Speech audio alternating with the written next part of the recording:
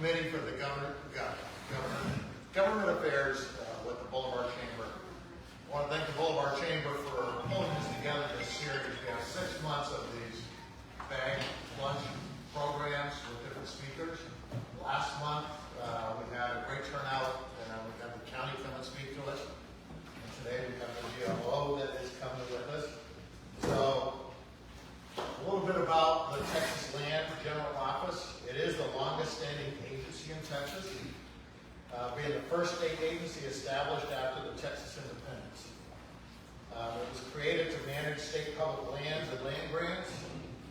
The office holds some of the first maps of original land grants, and over time the agency's mandate has expanded to include oil, gas, mineral rights on state lands. Today, the Texas GLO, as it is called, has a wide variety of functions. And it's surprising when you go through it, I didn't even realize all of it. Public land management, millions of acres of state-owned lands and mineral rights, including leases for gas, oil, and agriculture. Generation of funding from lands for the Permanent Endowment School Fund to support Texas education. Administration of veteran affairs in Texas, such as loans for land, home, and home improvement, as well as support of veteran cemeteries and long-term care facilities. The administration of federal disaster recovery grants to rebuild homes and infrastructure after natural disasters. I think that's probably why most of us are here. Is this portion of it. The buyouts in high-risk areas and the coordination of federally funded debris. And finally, probably the most important, dear to our heart, is the coastal management protection, which supports the communities in fortifying and recovering the Texas shoreline, protecting coastal infrastructure, and creating contracting opportunities with the federal government. The Texas coast has 3,359 miles of coastline, bays, estuaries, wetlands, and barrier islands. So it's a lot of coastline to manage. The GLO and our guests today are here to help us define and fund strategies and projects along the coast that protect our coastal communities and facilitate the beach maintenance. For appropriate design codes for dynamic coastal areas. And so with that, let me introduce our elite guest here. First of all, we have Julie McIntyre, who's the Director of Grant Program for Coastal Resources in Austin. Then next to her is Kevin Frenzel, Manager of the Coastline Erosion Protection Response Act, or is better known as the Kepler program. Then we have, next to her, we have Melissa Washington, who is the Community Development and Response. Did I get this? Oops. I got it mixed up. And then finally, Diana Ramirez, who is in the report office and is the Senior Coastal Biologist. Oh, actually, that's an old part. Sorry. I'm the regional manager. Oh, you're the regional. So each of the presenters today are going to present an overview, provide insight into the GLO programs and the projects in the area. After all three have presented, then we will take some questions. So I'd like to turn it over to all of you. Thank you very much. I'll stand up. Does this help? I think it's for the video. Oh, okay. So I'm Julie McIntyre, like I mentioned. I'm the Director of Grant Programs and Coastal Resources at the GLO, and I have a great job because a lot of the times people, they like seeing me come because it means possibility of getting money. And we give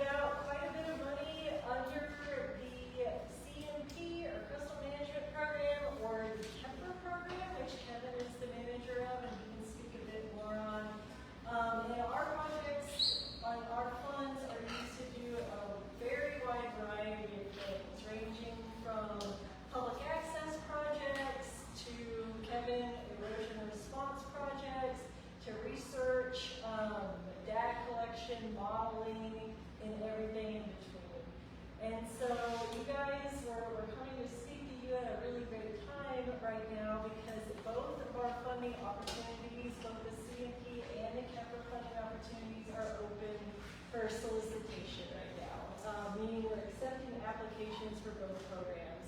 They opened up on March 1st, and we will be accepting applications for the CAPA program until May 1st, and then the CMP program until June 4th.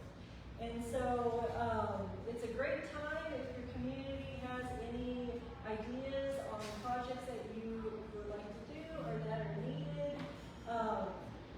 We are happy to help you develop project ideas or even just chat with you about what you're thinking, see if it's a viable project. And so I'm going to focus a little bit more on the CMP program, and then I'm going to let Kevin talk to you in more detail about KEPRA since he's the manager. But the overview of the CMP is that we are a federally funded program. We receive our money from NOAA. We receive it annually in the amount of about $2 million. And it's not a lot of money, but we make it go far. And just to address the elephant in the room, right now we are expecting to continue to receive the federal NOAA funds. Of course, that could change any day, but we've been told by NOAA to operate business as usual and just assume that money's coming. And with this money, we can do a very wide variety of things. And what might be of most interest to your community is things like public access. We can do dune walkover building. We can do restroom building, trails, all sorts of things like that. And for example, right now we've got a project out at Fort Travis. It's a CMP funded project where we're redoing the restroom out there. We also have a project here on Bolivar where we're building trails, a restroom, some rent stations, and that one is currently underway. I think we're in engineering and design of that right now. You know about that, that's great.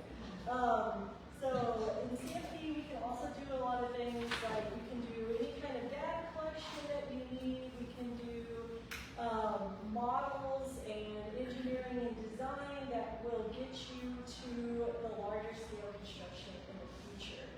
So we have $2 million available from NOAA. We have another pot of money that we funnel through the CMP. It's called GOMESA, or Gulf of Mexico Energy Security Act funds.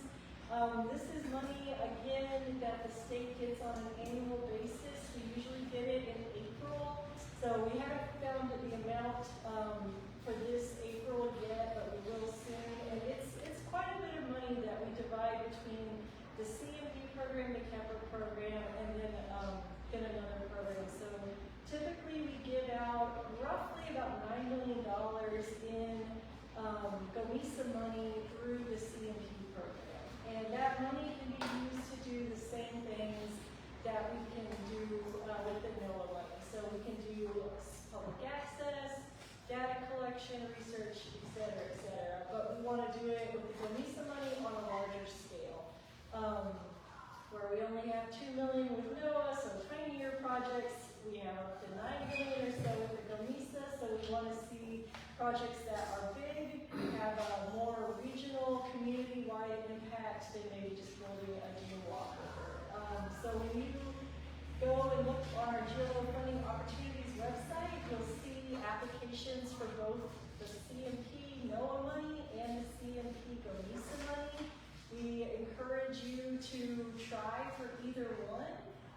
They're both due on June 4th, and speaking to GLO staff about your idea is always a good plan. We're happy to talk with anybody about project concepts to make sure that it would fit. And so there's a couple eligibility requirements with CMP. You have to be located within the coastal boundary zone, which we definitely are here. You need to be either local, regional, or state government, nonprofit. You have to be a 501c3. You actually have to have that registration to be counted as a nonprofit to be eligible. You can be a university, you could be a subdivision of the state, so things like river authorities and MUDs and stuff like that are eligible. And with CMP, something to just keep in mind is that you do have to provide match if you are going for the NOAA money.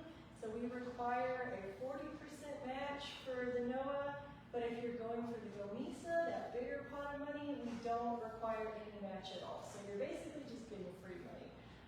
So there's a lot of interest in that one. And let's see, I'm trying to think of other eligibility requirements. Your project needs to be on publicly owned land. That's something that we stress very, very heavily. That's a federal requirement. And since we're funneling the NOAA money and the GOMISA money through CMP, a federal program, it does have to be on public property. So unfortunately, that means we can't do anything on privately owned land. That goes for if there is an easement on the property as well. The easement has to be held by a public entity. So again, a state, local, or regional government. So that can be sometimes there, but we just want to be transparent. So, yeah. FEMA bailouts, you can use that property? Is that federal property? FEMA. County? Okay, if it's county, we're good. And we also can't do work on federal property. Oh, okay. They don't like federal funds on federal property. But yeah, if it's county property, then you're okay. So yeah, that's kind of it. I know I just like threw a ton of information at you about the CMP funding opportunity, but we've got a guidance document online. If you go to the GLO's website and hit Coastal, you'll see funding opportunities. Huge document that lays out literally everything I just said. There's maps so that you can see what's been done in this area, so you can get some ideas of what we've done in the past and what's gone over well with our review team. So we encourage you to look at that. I think that's about it on the CMP opportunity. Should I do questions now or later? I think we're gonna hold that off till everybody Okay, else. cool. So I'm gonna pass this over to Kevin and let him talk about Kevin.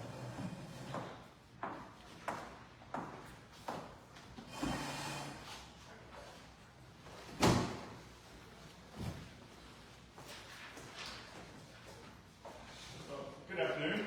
I'm Kevin Frenzel. I manage the KEPA program at the GLO. What's different about the KEPA from CMP? KEPA is a state funded program. So every 2 years, during the legislative session, which is occurring right now, we are sending our request to the legislature to help fund the program. In the past, our program has only received on the neighborhood of $12 to $14 million the last 2 years to do coastal erosion projects over 3,300 miles of shoreline. That's solely inadequate. What happened a couple sessions ago is a new bill was introduced and passed, and what that bill did is addressed the hotel and motel taxes that are collected along the coastal counties. Right now, there is a 6% fee that every resident, international resident, visitor that comes in and stays at a hotel, there's a 6% tax on that. That's called the hot tax. We have now received a dedicated 2% of that 6% dedicated to the KEPA program. And so our funding went from $14 million to $60 million.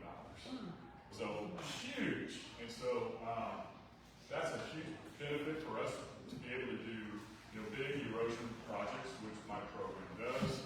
The projects that we do are typically for Gulf facing. We do beach nourishment, we do dune restoration.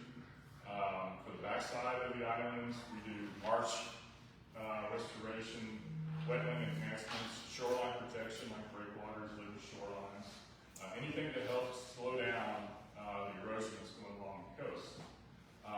Similar to CMP, we also fund studies to try to evaluate what are some of the causes that's going on. For an example, we've been funding what we call a longshore transport model. And so what that means is, you put sand out on the beach, and over time it disappears, it goes away. We're trying to figure out where is that sand going. Most of the time, winds, waves, they drive sand, and depending on the direction of the waves, direction of the wind, that sand moves downdrift. And so this study what is the quantity of sand we're losing at a particular spot on the beach, and where is it going? And so what that will do is enable us to plan and prepare certain areas where we're seeing a great loss of sand to focus on renourishing that section of the beach. And so that's one of the, one results of the study. One thing else we're also doing is, in order for us to do projects, we're dealing with waters of the U.S., so that means we have to get an Army Corps of Engineers permit. And that typically takes anywhere from 18 months to 4 or 5 years to get a permit. It's really a long time. And a lot of times, we're trying to respond to post-storm to renourish the beach, and we're waiting for a permit.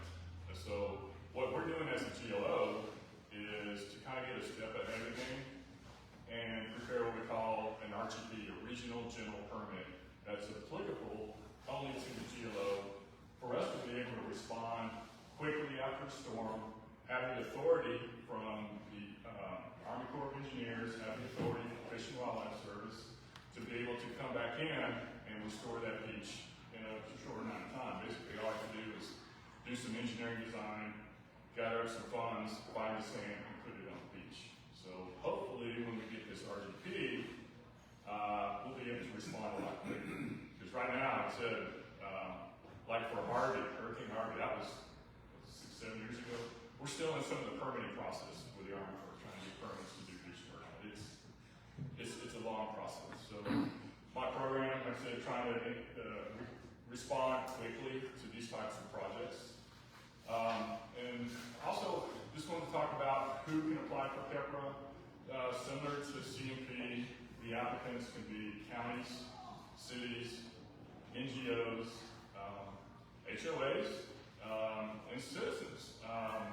If a citizen has a property, a house that, unfortunately, years ago that house might have had a nice beach out in front of it, but over time the beach has disappeared, and now that house is sitting on the water, on the public beach easement, and it becomes a hazard. We can help that citizen relocate his home away from the beach and get it off. So that's one of the enhancements we can pay for using state dollars to basically, enhance the public beach easement. The main thing with KEPRA and with state funds is whatever project we do, there has to be a public benefit. So it's not like we're armoring and protecting private property, but if there's a public benefit, like say this private property is protecting an evacuation route, and that evacuation route is in danger of being impacted by erosion, we can then do a project there, even on private property, but it's protecting the public evacuation route, so there's a public benefit. So just have to key that in. Talking about a couple of projects here locally on Bolivar. From Galveston County, they have applied for a KEPRA grant to do beach nourishment. We have just received that permit. We've been, once again, years in the process of trying to get a beach nourishment permit. We finally got it. So now we're at 100% engineering design for this project. We're starting to work on procurement.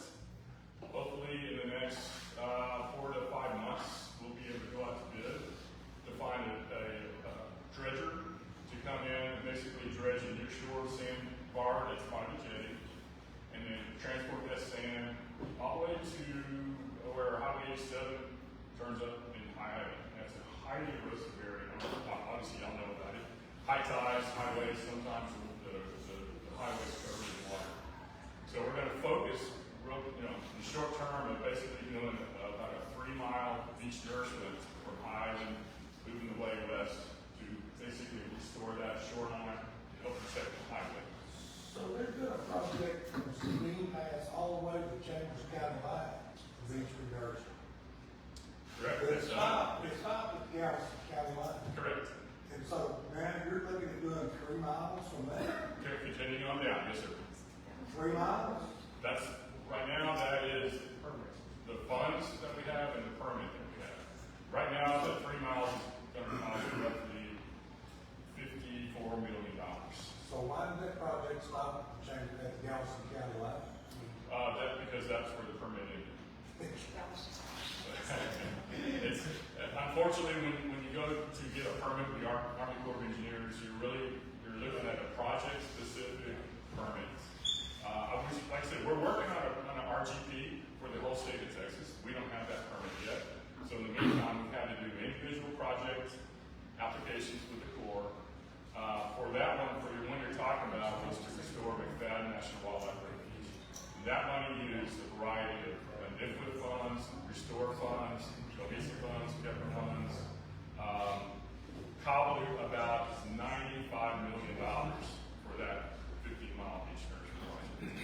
So we're talking about organizations that can apply for these funds.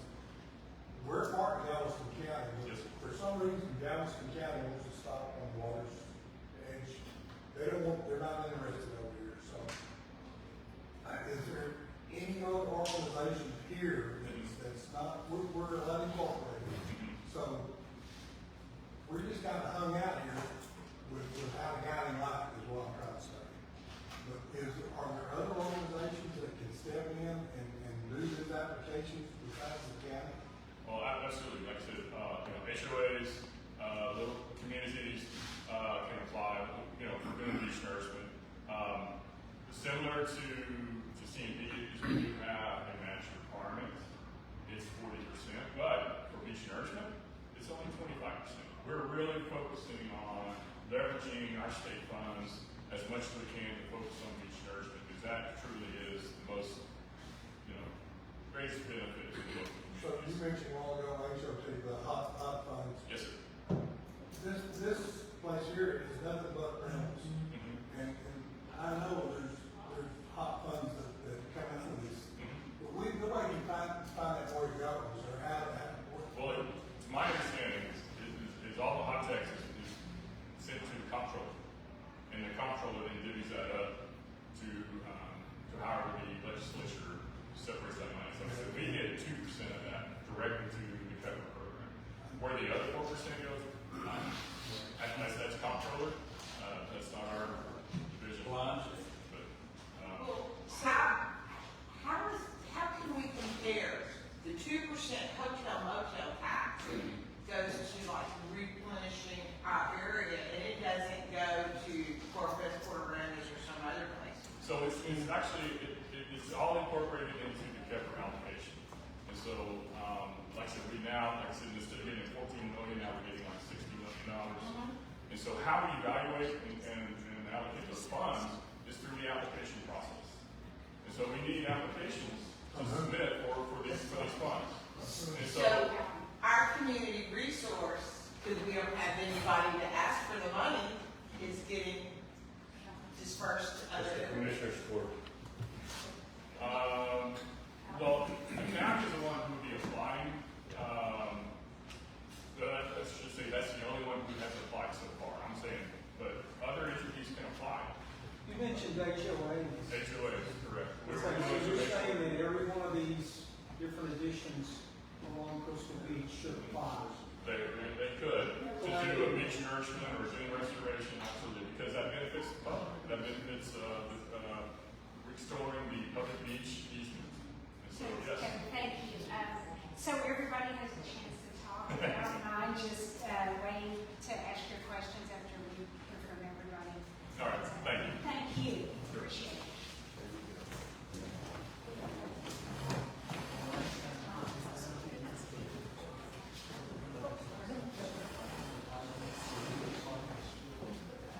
Good afternoon, I'm Diana Ramirez. I'm the regional manager for our coastal field operations group. So I'm located here locally-ish in LaPorte, Texas, just up the road a little bit. And our main function is managing the state-owned lands. So anytime that there's piers and stuff that are on the state land, there's not a whole lot here on Bolivar that fall into that category, but some on the bay side, over near like Rollover Bay and east of that, if anybody lives on that section, if you have a pier, you probably have a lease with us. Along the entire coast, we manage that state-owned land from the border of Louisiana to the border with Mexico. My office we manage the border of Louisiana all the way down to the Colorado River. But we also do a lot of response after storms. So we work very closely with our coastal resources group and our beach and dune group. And so we'll come assess after a storm and see what kind of debris is on the beach as well as in any of our state-owned submerged lands, which for the most part are the tidally influenced waters, except for where it's been dredged from the outland. So most of the intercoastal waterway is not state-owned submerged lands. Some section of it is because there was another water body that was originally there. So that original water body, Bay Bottom, is state land. But the Gulf out to 10.3 miles, as well as the entire Galveston Bay, that's all state land. And so we do the assessments, we'll take a lot of photos and document what kind of debris and everything is out there. And then we work with other groups and get contractors out. Again, that is the process, but we do have some pre-positioned contractors for storm response to remove that debris if it poses a risk to human health and safety. So you may have seen recently we had some debris removal here on Bolivar to remove some of the debris that got either washed up or exposed during the last storms. And we removed about 377 tons of concrete and another, I don't know if they were, but 80 cubic yards of sheet metal. Most of the concrete debris came from over in the Rollover Pass area, but some of it did come from the 5 miles of beach on either side of the pass as well. And part of that was due to some of the citizens calling us and letting us know, as well as us going out and doing those assessments. So post-storm, if you do see, or like when we have the super low tides, and it's something none of us really see except for when we have those super low tides, I'm the person that you can call out that, and then I'll work with our debris coordinator that's in our same division, and we can see if we have funds available and get that removed. And if we don't, we at least put it on a list so that when we do have funds available, or we'll piggyback projects together so that we get the most bang out of the buck. But we also work very closely with all of our other groups like Julie and Kevin. And then I'm also the environmental lead for our Coastal Texas project, which I'm sure most, if not all of you, have heard about, and I'll probably talk some more about that later when we have some questions.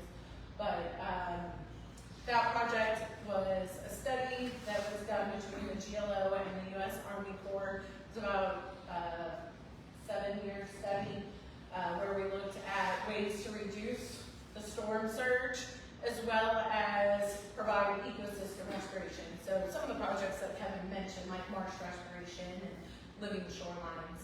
And so we do have 2 projects that are in that overall large Coastal Texas project, which was authorized by Congress back in 2021.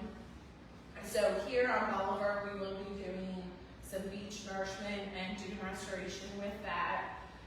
And then also we have some ecosystem restoration that's on the back side, so that'll be building marshes and breakwaters. And that marsh and breakwater project is already in design. So we're just waiting for some more funding, particularly from the federal side of that. So the GLO is the non-federal sponsor for the ecosystem restoration portions, as well as, and the project spans the entire Texas coast. So there's also some beach nourishment down in South Padre Island that we've been doing through our PEPRA program for at least 20 years. Kevin will correct me on numbers there. And so this project, the Coastal Texas project, actually makes it where that is the definitive place where sand will get placed when they dredge that channel. Currently, through our PEPRA program, we pay the difference between when the Army Corps dredges that channel for them to place it in their offshore disposal area. We pay the difference to put it on the beach. And that can get very costly. And sometimes those, with all the permitting and money money doesn't align. So once the federal government has the funding for that project, and we're working very closely with them on that side of things too, that will be the definitive place for that. But like I said, here on Bolivar, we do have, it's about 25 miles of beach nourishment and dunes. So it'll be a 2-dune system, so 14-foot elevation. So starting at that line of vegetation, the dune will be 14 foot and a swale, and then another 12-foot dune, which is how dunes normally are if there's enough space and sand. And then about 250 feet of beach berm in front of that. And so that's starting at that vegetation line and going out. So it will not impact anybody's private property upland of that. And we're working closely with our pepper program to make that all happen, since that's the stuff they're already doing anyway. So it's all lumped together. And like I said, we work very closely together. But I will let Melissa go, and then happy to answer questions when we get to that section. Okay, well, I'm gonna bring my notes with me, because as you guys were talking, I was looking up things. No, it's okay, you did really well.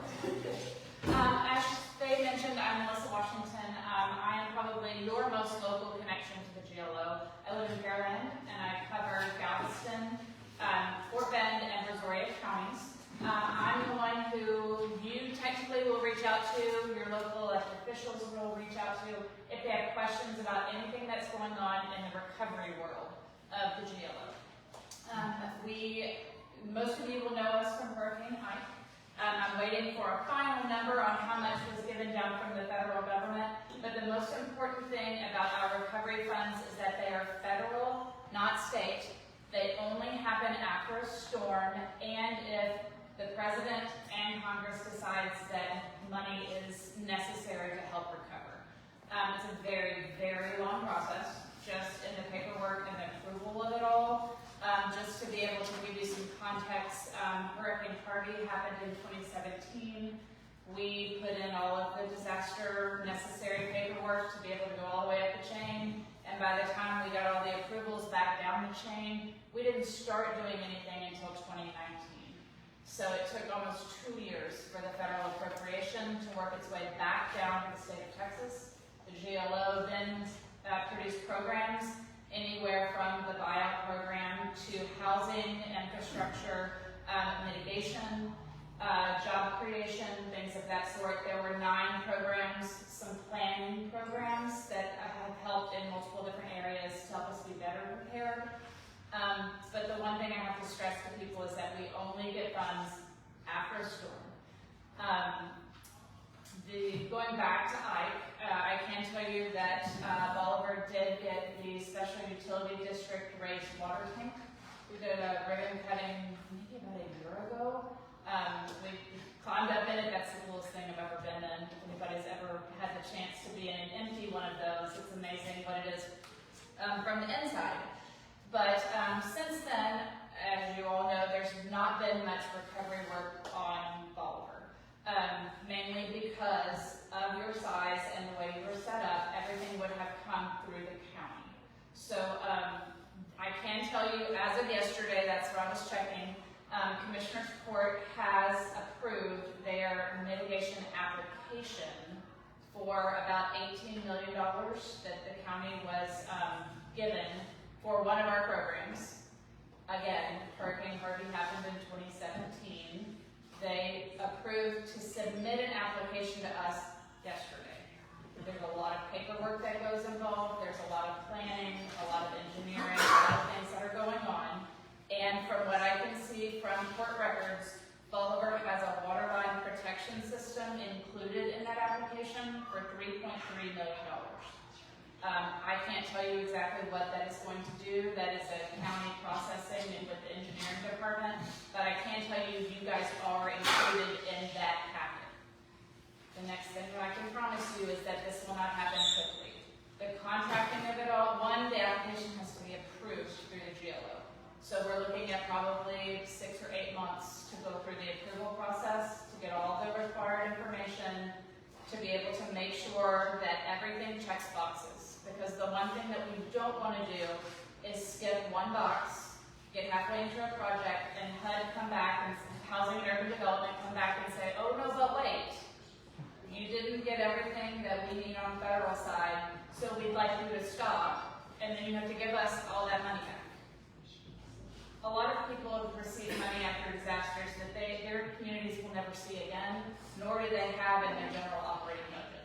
And the one thing we don't want to happen is to get into a project and have the federal government come back and say, no, I'm sorry, we're going to pull all that back from you.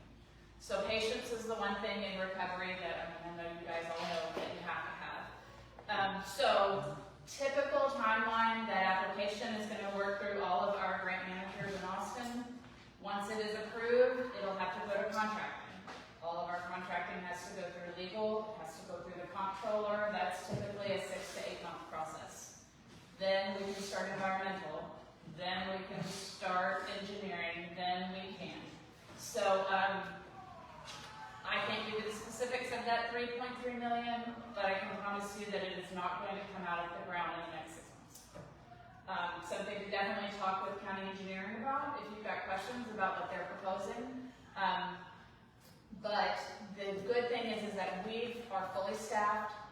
As Julie said earlier, we have been told from the federal government to keep pushing forward on all of our projects. You guys have heard a lot in the news about federal funding stopping for certain programs. We help people become more resilient and recover. This is a life-saving job that we are doing in this money. So we have full faith that we are going to continue with our projects to be able to keep Texas safe.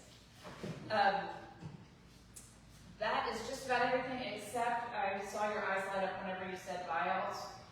Please check with the county, because whenever the federal government does a buyout program, there are typically restrictions on what can go back onto that property. A lot of the times they have to maintain empty in perpetuity as an open piece of land to be able to do multiple different things. So before, or in conjunction with anything that you're looking to do, make sure you talk to the county about how their program is set up. And it should all be open public records, but just make sure that you're not going into something with the inability to be able to do anything. So, yes. I will stop there because I'm sure you guys have a lot of questions for everybody else, but know that community development and recovery is here post-storm, and a lot of things we now have a better system, because Ike was decimating, but Harvey was 100 times more, and we have ramped up and learned a lot of things, and so we're here if and when. Thank you. Can I ask you a question? Yes, sir. You really, within the news, and it's strongly that they're going to do away with FEMA. I guess maybe you've heard that. There are been rumblings of all sorts. Yeah. Okay. Yes. Well, the other rumblings are that that money will be funneled down to the states, and that they will take on those projects. Obviously, the General Land Office is, in my opinion, the first person under emergency situations that money will be funneled to. If that's the case, and we do have a disastrous storm, will you be in a position to, let's say an Ike type storm hits, and we have an emergency cleanup that has to be done immediately? Or are you in a position to take that on that challenge? Well, right now that is not our position. That is the Texas Department of Emergency Management, Okay. and they are who are funded through FEMA. And they are the ones that are going to bring you water, be able to start the initial stabilization. Well, that was my question. So Yes, sir. emergency management will handle that. Yeah, TDM would handle that one under NEMPID. If the federal government decides to do away with FEMA, I'm not sure how that would happen, or if the two departments would combine. That's a very large bureaucratic decision to be made. But again, our department went from like 30 active people to over 300 active people for Harvey. So we are ready to staff up if given the opportunity, but again, it all depends on how people want to lay it out and where money ends up being funneled to. So right now, so right now we're 2 two separate agencies headed or funded by two separate agencies. And so depending on how they'd like to line that out, I know Commissioner Buckingham works well with NIMKID and his group over at TNM, and all of our agency works together with TNM very well. Does emergency management have to get approval from you once it gets to the coastline? Like for instance, down around the highway, you've got TxDOT, you've got General Land Office, and you've got emergency management. Is that gonna be a lot of red tape? That's probably a question from somebody else on the panel, but Yeah. I do know that ours is more of a time frame. They're here immediately, and then there's a certain time point that we take over for that long-term recovery. County would probably come in. One of those, just a quick question. If TxDOT wants to elevate that highway in this situation, can Kepler money be part of the matching funds to TxDOT? Let me ask, are you ready for questions from the panel? Can I step aside and let Kevin answer that question?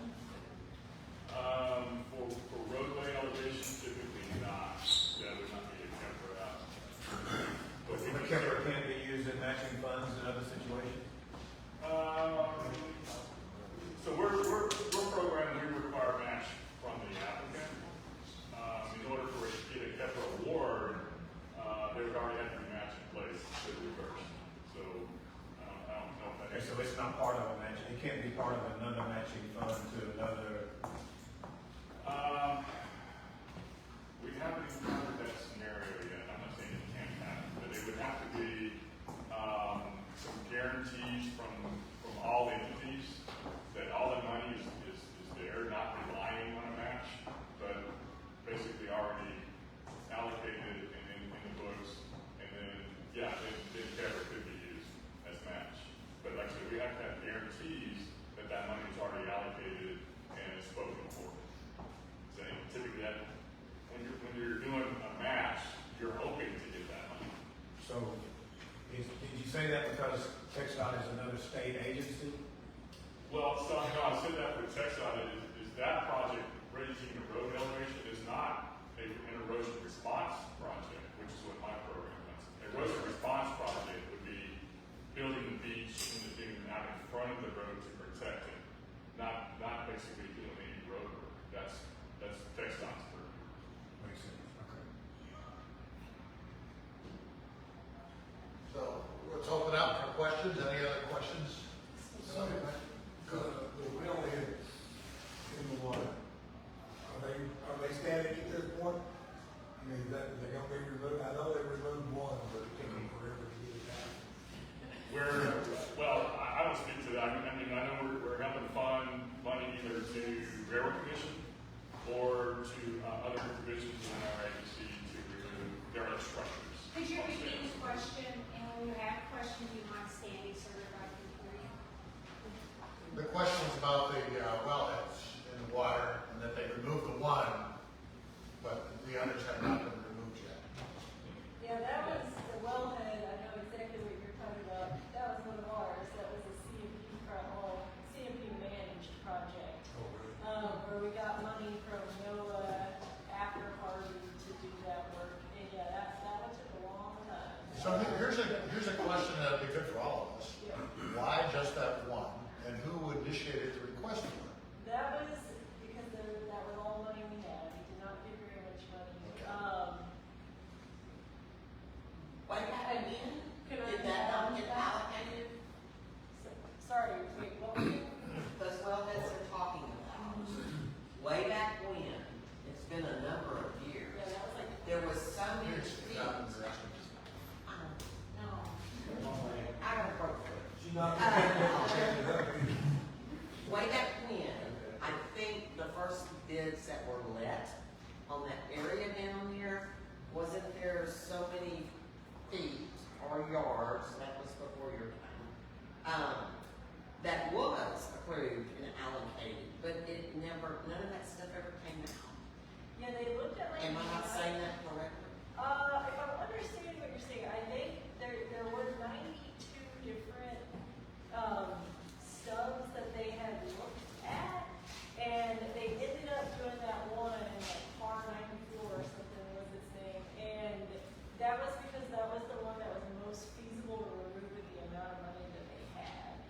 So it became a cost thing. And Diane, you have anything to add? Yeah, we did do some other removal of other structures at that time, and then the well was kind of one of the last things with that. So there were some other structures that we moved, but as probably a lot of you know, those well removals are extremely costly because they are so old.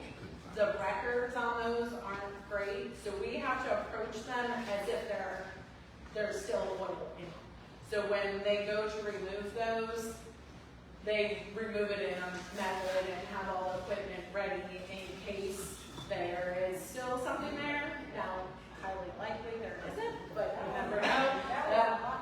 That one, whatever it is. So if there is stuff in there at all, or an active line going to it whatsoever, Kevin was talking about money with just adding sand to a beach. Those wells are even more expensive to remove, so that's why we haven't, but we do have a record of all of that still.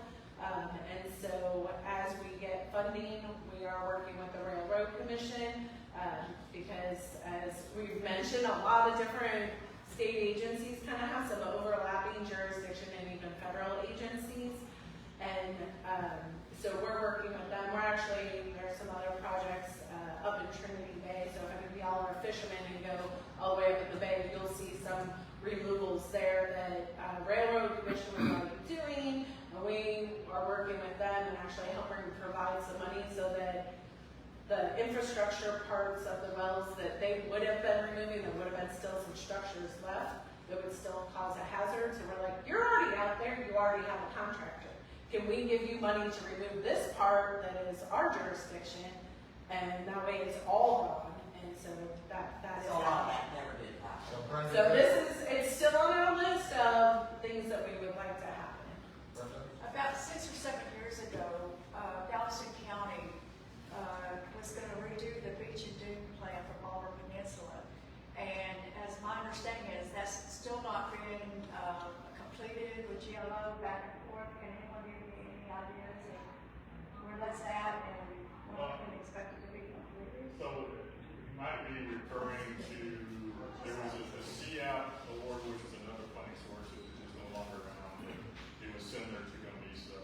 The county received that CAP money to do dune restoration and plantings, and that did occur. It was further to the west of here. So unless you're talking about another No, one. I'm talking about the plan. The beach and The beach and dune plan. So that tells them like where they can have, how many access points, whatever. Oh, The whole plan. That's not my program. We can look into that. Our I mean, beach and that's very dune- important because there were certain things that the county was changing in there Oh, that okay. does affect us, i.e. camping on the beach, things like that nature. But they were going in there, but like I said, it was 6 or 7 years ago, and my understanding has been back and forth between the county and GLO. Yeah, that's a different group within the GLO. I apologize, they're not here. I can message you that. Right. We'll send a message on it, and now we can get the information back to. Because it has some very vital information in there that, Yes. You have a question in the back? yes. For a lady over second from the, whenever you guys went out on the beach out there and y'all cleaned up all that stuff, you left out like 5 or 6 islands that are out there. They're out there on, where we wade fish and stuff at. And could we just take pictures of those and give you like the location of them? Yes, sir, you can send that to me, and Lisa has my contact information, so I'll make sure she has the correct stuff. And yeah, we can, if it's not on our list, because again, we only had so much funding, so we were only able to get rid of the thing. We focus on the things that were the biggest health and safety hazards, so if it's a really tall piling, you're probably gonna see that. If it's a piling that's just above the water, big. that's where people get. Yeah, it's old where houses were at and stuff out on the Okay. beachfront years ago when I was a kid. You know, I'm 77, so Oh. I mean, this is a hell of a long time ago. But, we appreciate that. And another thing, Wayne Mouton and them went in and opened up Sunall Company Cut on the south side. They stopped and they didn't open up the other end. All right, those lakes that are there, whenever Jimmy West and Forrest West, whenever they went out there and they shut those off, got the permits for the pipe that they put in there, they wiped out both of those lakes as far as estuaries for our shrimp. I had a bait camp at that time, and the deal was is that our brown shrimp that were up there, they came down in front of Elm Grove. They never even got big before they left the bay, which they did before. And the white shrimp that were in those lakes up there, they were almost non-existent. And if they would open that up, since we have Sunall Company rollover, shut down, we need that other end opened up too, where we'll have a water flow in there to where it would help out the fishermen and stuff. I ride real fish now. I don't do any of the other stuff, but I was commercial at that time. And it made one heck of a difference, which rollover up there, it may be 10 years before this bay gets back on its feet. Because of that one little deal, that's a shock, one hell of a shock. And that's the problem with that. But I don't know if you gotta get, I know you probably gotta get with Corps of Engineers. There's a ton of people you gotta get with, But we would appreciate that. And then the guy up there, I have a friend of mine that has a house that's on the corner up past Gilchrist, and it's on the beachfront. And he tried to get it moved, or he wanted to get it moved a while back, and I'll say a while back, probably 3 or 4 years ago, maybe even longer than that. And the cost was around $30,000 to $50,000. Now the cost is $50,000 to $100,000. Correct. You were talking about assistance. Yes. Can he call your office or whatever and talk to you about getting assistance to get that moved? Because he wants to move the house. No, that is exactly what my program will assist him in. Just go online, fill out the application of where the house is, and we can grant up to $150,000 Thank you. for structure removal. It's a reimbursement base. So what that means is, he's going to have to hire the contractor and move the house, submit those invoices after he's paid them to us, and we will reimburse him up to $150,000. So yes, sir. Okay. Thank you. I'll get your name and stuff before I get. Sure. Do we have any other questions? Let me follow up on. Yeah. I'm sorry, I will follow up on the wellhead thing, because you're talking about renourishment, 3 miles of beach. You just gonna put sand around the wellheads as they are now, or? That's it. So that will be, if there are wellheads that will be impacted by beach nourishment, they will be identified during the pre-construction survey. And if they are a hazard, we can actually have a separate contractor to remove those to allow us to put They're in that 3 mile area.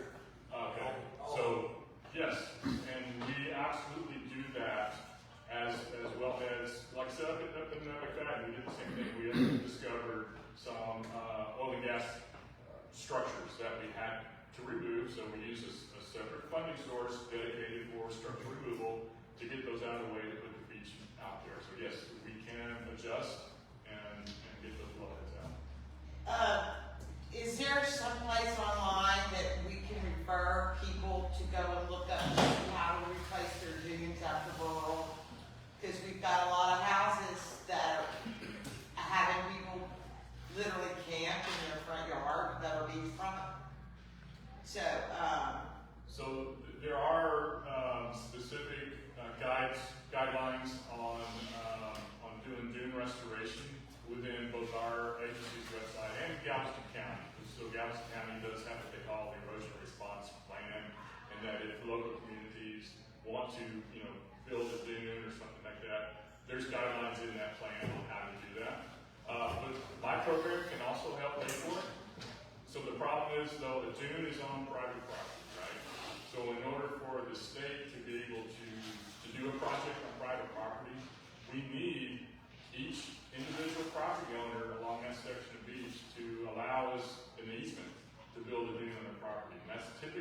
hardest hurdle for us to overcome to do dune restoration.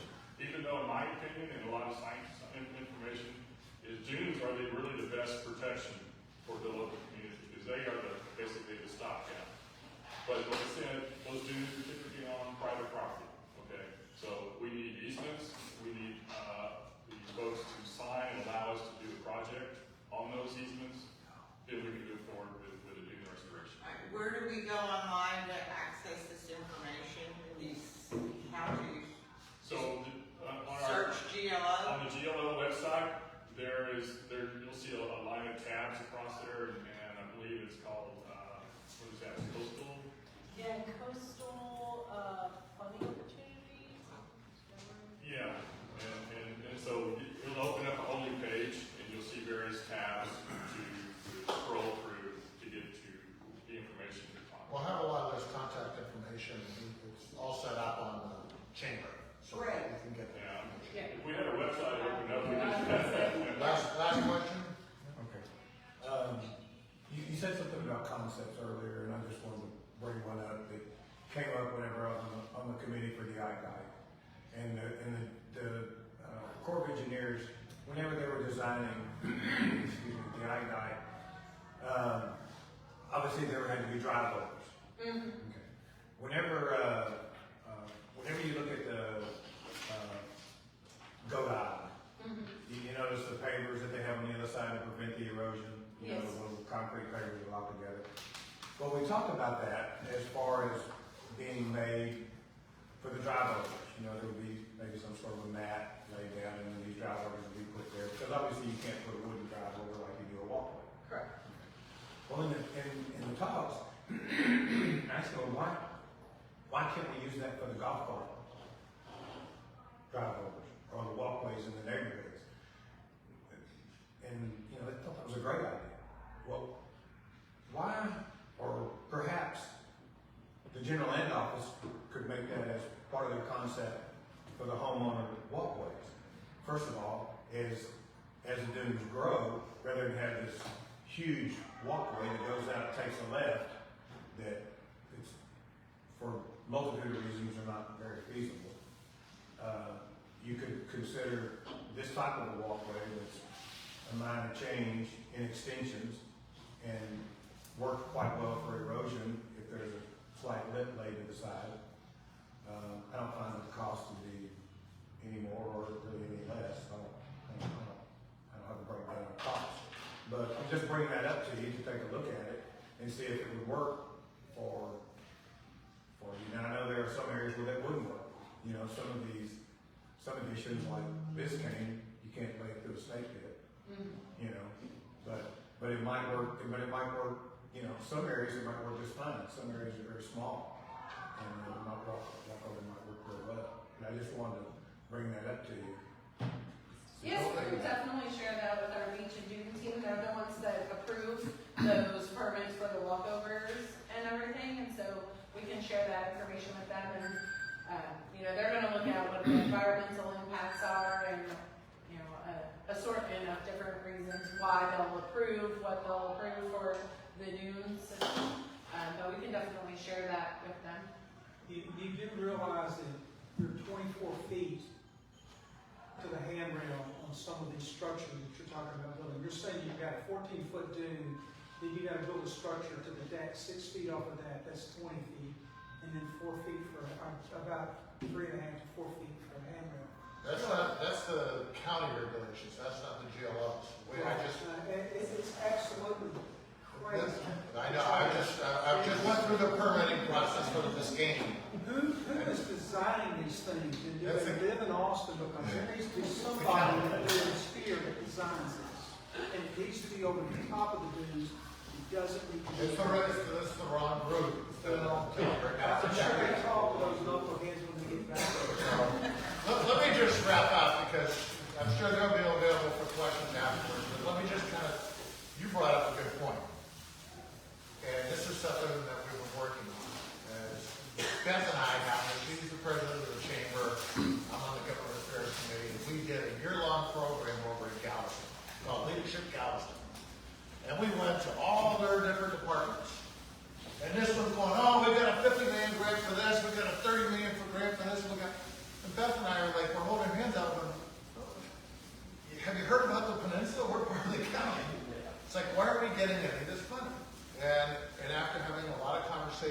lot of different people.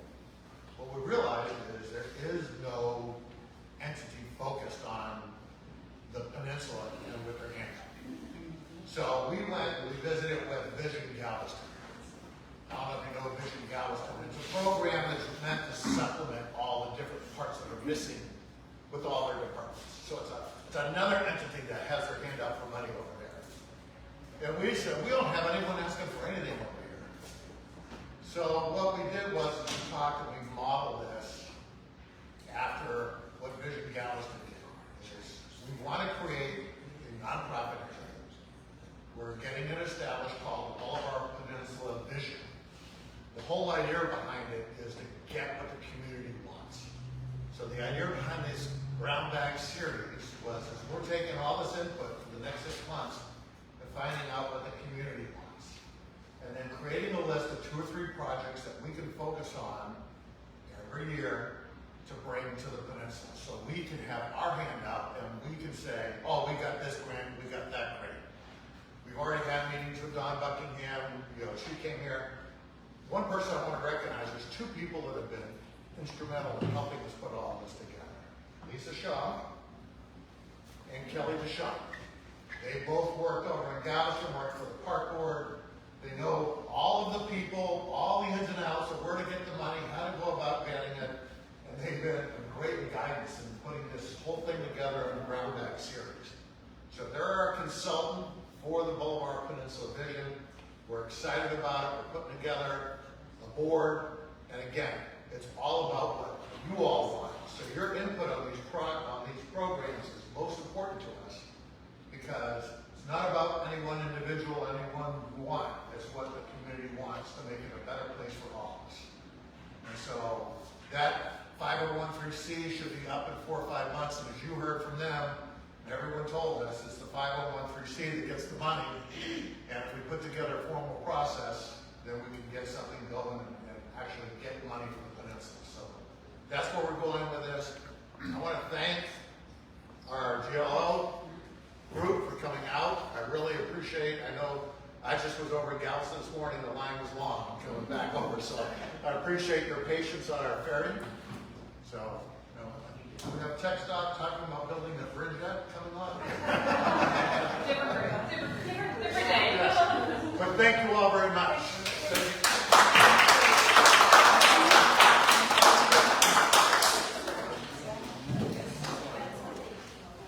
I have a question I think other people would be interested in, and it is a critical situation that has happened since Hurricane Beryl. In that, down in Glo, we have an extensive drainage issue. TxDOT